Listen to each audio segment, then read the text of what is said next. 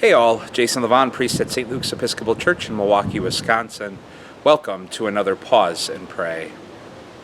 Today is June 14th. It happens to be the birth date of my late grandmother, Grandma Kay. She was born in 1904, died in 1997. And in between pastoral visits today, I stopped at her graveside. She happens to be buried not far from St. Luke's Church here, and I spent a few moments just honoring her memory. She's been on my heart all day, and thinking about her in terms of the way in which she was instrumental in passing on stories to me of the family.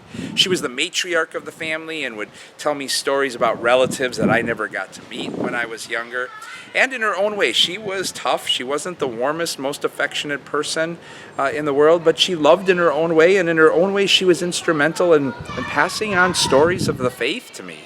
I've shared it before, but she taught me how to pray when I was 5 by giving me this prayer card of St. Jude, which later I discovered was the patron saint of lost causes. So that's the amount of potential she saw in me when I was 5 years old. But no, I'm so grateful for her witness and the way in which she passed on stories of family and faith and hope and love to me, sometimes through words and sometimes just through her actions and her witness.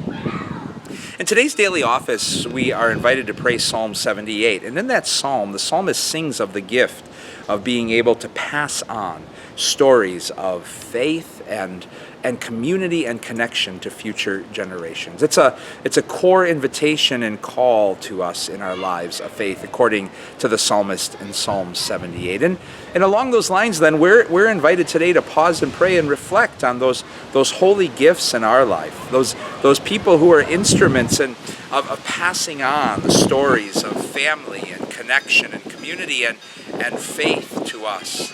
And maybe as we find ourselves reflecting on those gifts in our lives, those people who have been about that work, we'll find in the wellspring of gratitude bubbling up in our own lives the grace to become instruments of that same work, writing some new chapters to those stories, but also through our own lives, and sometimes in ways ordinary and so small, we become wonderful instruments, passing on holy and sacred stories ourselves of family, of community and connection, of faith, hope, and love.